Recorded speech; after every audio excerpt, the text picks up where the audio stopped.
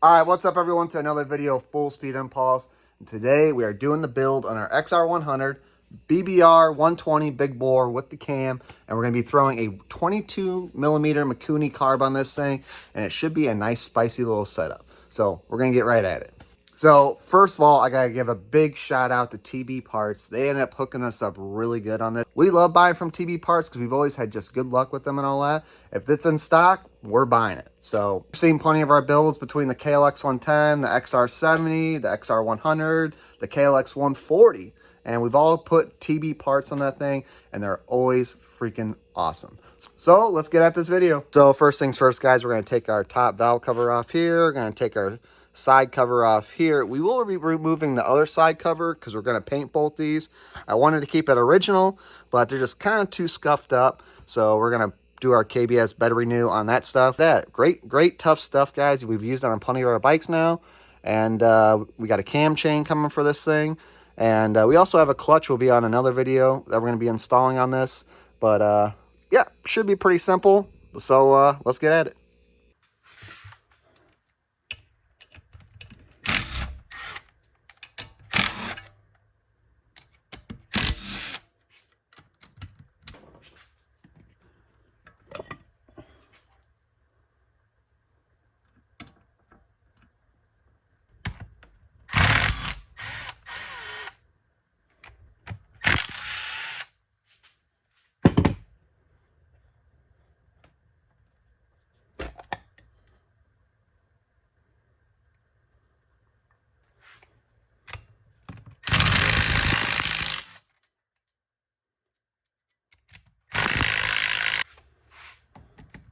Take off your old timing chain lock nut here. I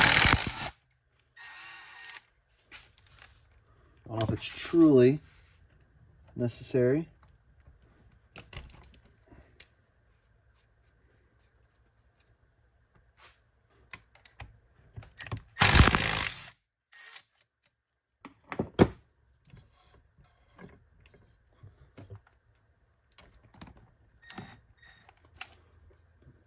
All right.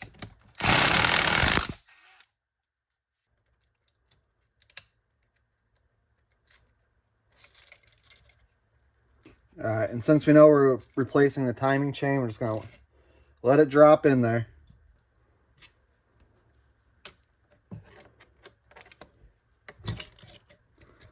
All right, that's off. Oh, it moved. Sweet. Okay. Oh, there we go. So that piece does come out. Okay.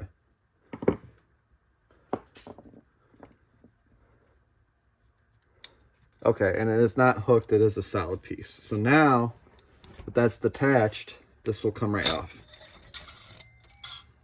Booyah. Small flathead. We don't want to score the bottom of the case, or I should say the top of the case. We're just trying to get her to break. Just thin enough to break that gasket.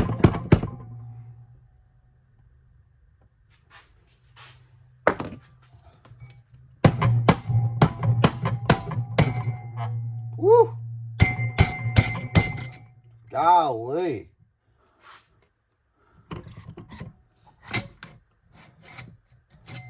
All right. So what worries me, if you guys look how shiny that is right there. Oh, good. I was worried that there was going to be up and down movement on that crank, and that's why there was that shiny spot, but hopefully they just had it out of time. That does not look factory. That looks like an issue. All right, and then you got some little rings in here. You just gotta get one side to pop out. Try to use some type of pick. Woo! Don't stab yourself.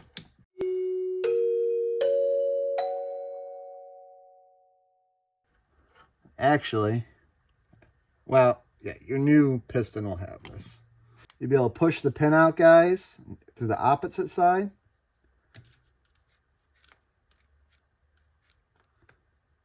and push it evenly. There we go. Come on, baby. There she blows. She's off. There's your old piston with your wrist pin. Thank goodness, guys. I was worried there was going to be some up and down play in this. And so the bottom end looks good. Standard back and forth play. That's good. All right, guys, since we are waiting on parts real quick, we are going to attack the valve springs here. So I've heard people, you could actually use a wrench to push this in somehow. But we got a nice little valve spring compressor here that we've actually done our 350 heads on and all that, which is just an OMT Orion kit here. We got off Amazon, real good price. And I was going to lap the valves on this, but I went on the forums and a lot of people say, don't do it. And there's a couple people, it's like called some type of coating on these. And some people say the coating's just for the stems, while others say it's for the whole valve. In general, which what that coating is, it's pretty much almost like a hardener that makes your whole valve, let's just call it tough. And if you remove that coating, then that's going to allow the soft metal that's underneath it, pretty much like the garbage metal, and it's going to get beat up way faster, causing a premature valve failure. So we're not going to do that. We're going to see how these ones do here. We didn't buy new ones. Maybe could have bought new ones, but it's not like we plan on getting rid of this bike right away. So always down the road, we could always do an upgrade. So not a big deal. You see, we took these guys out right here. We're going to set those to the side. Now we can release the spring here and take it apart.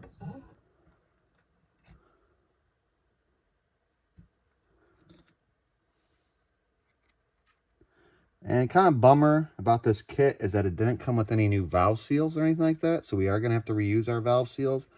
Again, will be one of those things that if it ends up being an issue, we'll just have to come back in here and replace them. So I'm not too upset about that. It is what it is. Like I said, don't mind working on this stuff. So down the road, if we need some new seals in this thing, we'll just quickly tear this thing apart. It's not a big project, not a big deal. And it doesn't matter on which spring you use, they're going to be the same. So just make sure your small spring goes in there like that. And we're going to put our big spring over that. So as you can see, we have it centered on that. And we actually took some brake clean and cleaned it up a little bit. But that's all we did for cleaning.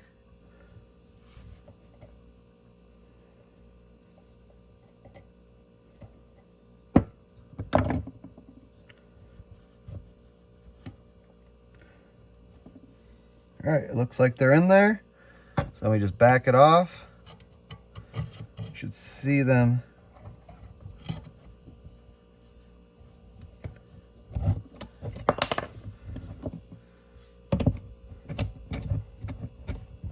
All right, we're learning. All right, and how we always did it on our 350 at least.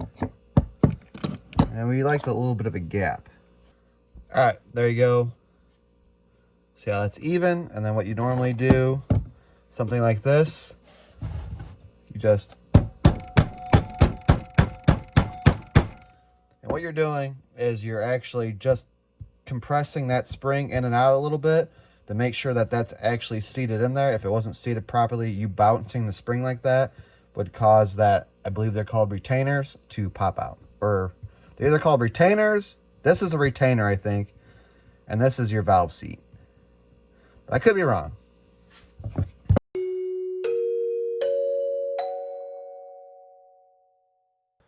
right, guys, we are on to the piston here for our 120 kit. All right, guys, you're going to get some rings here in your kit. One of them's going to have like a little bit silver on the edge versus this one's all black. This is your top one. And make sure your letters are pointing up on these here.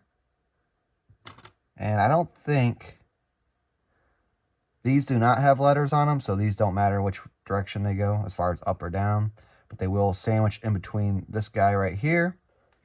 And you'll notice here, it doesn't have it labeled, but I'm going to go by the valve size. Your smaller dimple here will be your intake side, and your bigger one here, I believe, is your exhaust. We're going to take a quick look here. Yeah, your bigger one is your intake, smaller one's exhaust. So we'll have our gap here for this side. for that one. And then we're going to spin this over here and do our gap on that. All right. Gap,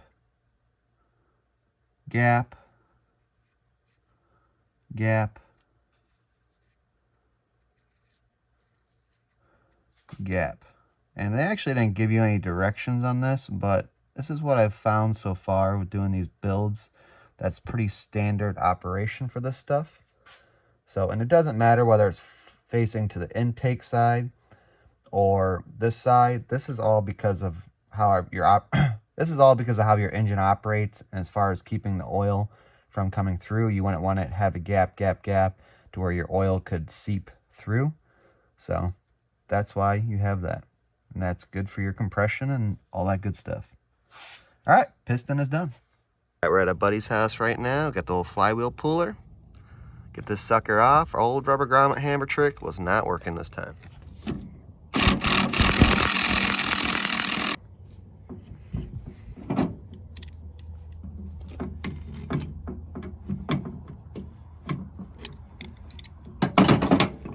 Oh yeah. Don't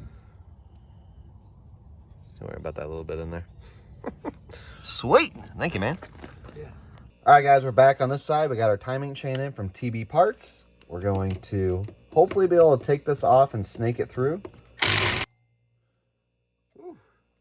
We almost messed these screws up.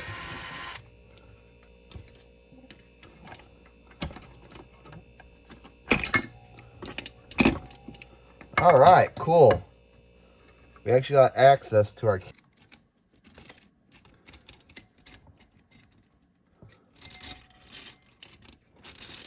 Really good, because some people were talking about you'd actually had to split your case. There was one guy that had a video on this that actually helped us out a lot. Brand new cam chain, TB Parts. Well, let's get at it.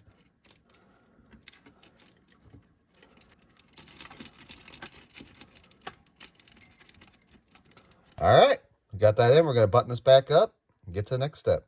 All right, guys, we are torquing down now. This says 47 foot-pounds of torque. We got our old torque wrench here, and we actually just put a fresh one in the cart because we want to get away from these dials just because it's not very accurate. But we're going to get close with this. Like I said, 47, so we're going to get to about 40, and we're going to call that good. And what you're going to do is take a flathead, and you're going to put it in the gears over here to keep it from spinning. And then we'll torque it down. All right, that's good. That's pretty tight. Some people were saying in the comments, doesn't mean they're right, but they were saying like 33 to 40 foot-pounds, but the manual does say 47. So that's pretty tight. With that amount of leverage and all that, that's all you need to go. Like that's pretty good. So next step is our piston here, where we're going to put a clip in on this side here, and just because it's going to be easier for us to work on. This is, again, the bigger one's your intake, smaller one's your exhaust, and you're just going to slide this clip in here.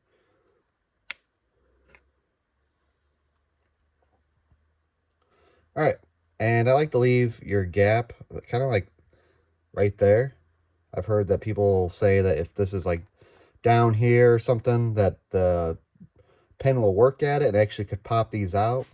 Don't know how true that is, but it don't hurt us to do it. And then that way you'll be able to slide your pin in on your rod. So we're going to rotate this up.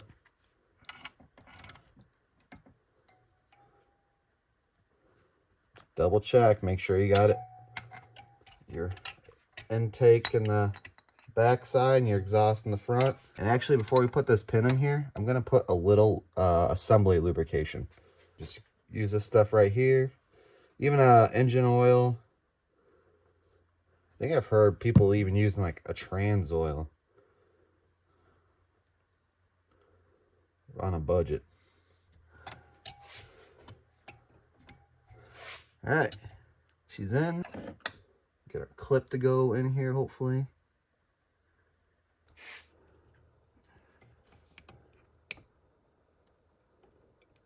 Usually kind of rotate it in.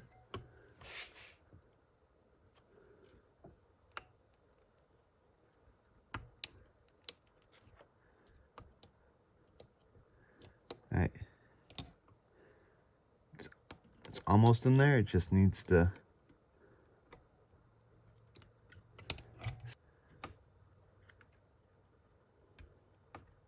push that up there. And just double check your ring gaps, guys. We got one here, one here, one here, then we got one over here. So we are good. All right, so next step, what they want you to do is you're gonna take some soap, which we always keep a little soapy water in the bottle here, and you're gonna clean your cylinder out.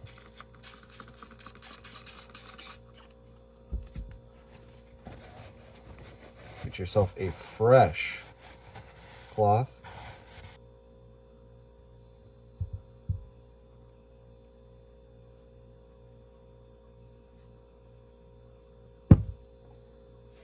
All right. Forgot there. I already forgot there was oil. Next thing is you gotta undo the spring here, which we're gonna grab our little pick. A little tight. All right, she's out. Pull that out. So just make sure it hooks in there, and make sure when you're assembling everything too, that it stays hooked in there, and you should be good. Now for the fun part, let's put the jug on. Got our dowel pins in here. Push them down. All right, we're putting our paper gasket down here. At first I thought it was this your metal one here, but that's not correct. It is the paper one. All right, guys, so this took us actually a couple tries, but what you want to do when you're putting your piston into the cylinder is you want to squeeze each ring and push it up in there, and you want to make sure that the ring stays seated onto the piston, and you're just going to slowly work it up, and it may take you a couple tries. Experience is key here, so just take your time and you'll be all right.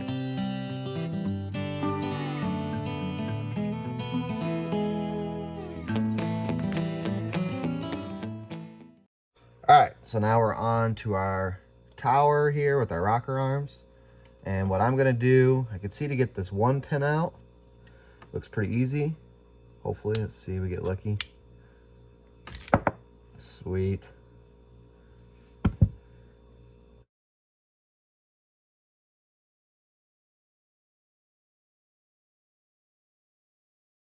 All kind of mixed up.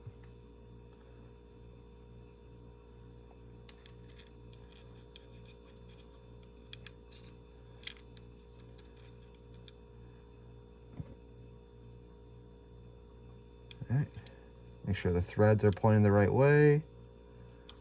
Put that back in there. Give it a little push. And get your dowel pin. Goes in there just like that.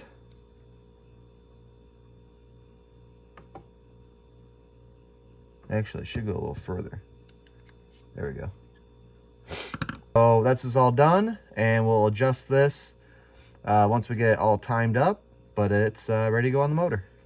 All right, guys, we had to back up 1 second. We forgot our timing chain guide on this side. It's not that necessarily I forgot, but for some reason I thought we'd be able to go and put it in on the top side, but you have to do it before you put the jug on, or before you put the cylinder head on, and it just slides right in that groove. So all we gotta do, no biggie, we caught ourselves before we even started tightening the bolts. It's 14 foot-pounds of torque, or it would be 168 inch-pounds, I do believe. And see how we are tightening this in a pattern? Just crisscross applesauce, you know what I mean? This is 145.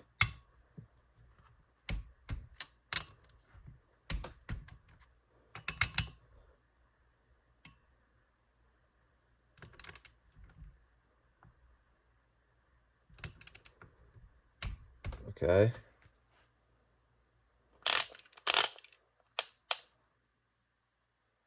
This is 160.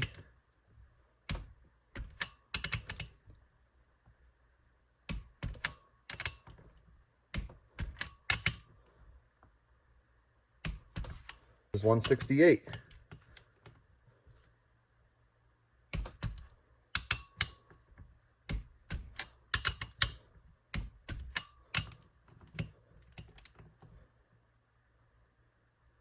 Oh, thank goodness. Whew! That's tight. Don't mess with that guy. Since ours was a little rough coming out, we're just going to take a little steel wool to this.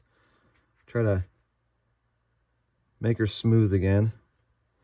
And then what we'll do is we'll put some of that assembly lube on there like I was talking about. Or you could probably just do a thin layer of grease. Okay, it doesn't screw in, it just goes in there. And I'll show you guys in a little bit here and how you adjust this. All right, so we got our timing mark right here, 12 o'clock, right at this little dimple right here. And we actually stuffed a little bit piece of cloth, you can see right there on the other side in the gear. It's not stopping it, but it's slowing the resistance because the counterweight or whatever in this flywheel wanted to rotate it. And technically, I think they say it was like once you're here and it floats back and forth, that's technically top dead center, but we want it right on that T mark. We want perfection. So now the fun part is we got the cam lobes all the way pointed down.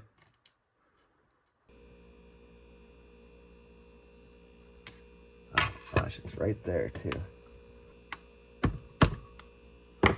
It's on there.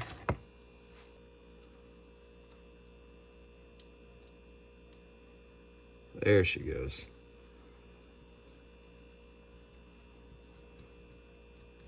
We're just going to tighten that by hand for the first round here.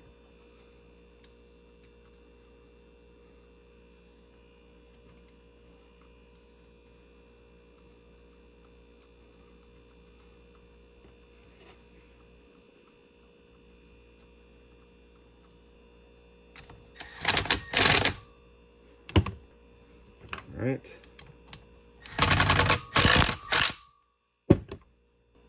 There you go. See how you got, that's your top dead center right there. That's why I said it, as long as you're close, but just to specify, we are dead nuts. Marks right up here. Timing mark down here is spot on, guys. Good. Guess one thing about this timing chain, it will loosen, so it's kind of crazy tight in my opinion. I don't think there's going to be much cam sloppage on this one. So I'll let you guys look down in here real quick. So that is your top adjustment here. See how that pushes that chain in? That's going to take your slack out of it. And that's going to let it have a little bit more slack, and that's where you get like your little timing chain slap noise.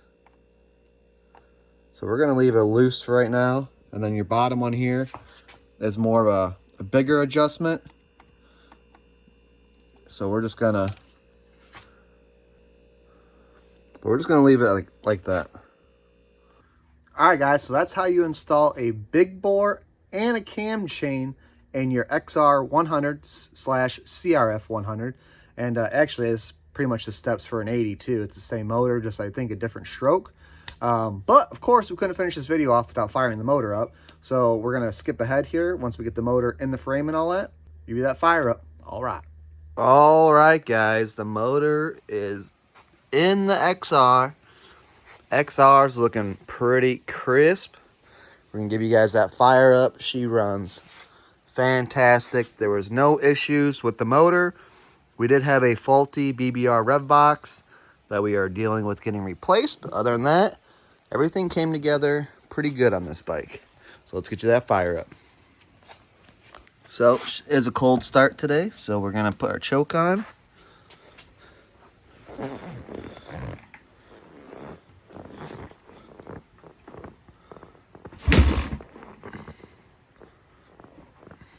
A lot of compression in the kick.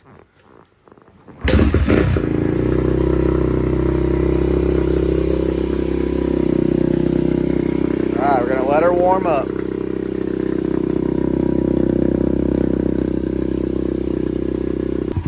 All right, she's idling pretty good, guys. Didn't have to mess with the tensioners at all. Clean. But then again, we also have a brand new timing chain on there, so maybe that's why we don't get all the clanking right now. Maybe once that chain stretches out a little bit, we'll have to do the adjusters. That, or we had the adjusters on the money from the get-go.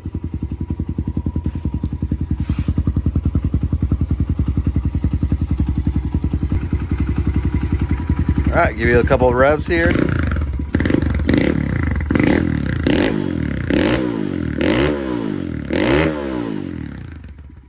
Sounding crisp. All right, guys, that's about it for today's video. I hope it helped you in some way, whether you're installing a big bore, putting in a fresh cam chain, or you're just watching it for fun. We appreciate you. And you know the deal. Until next time, we'll see you later.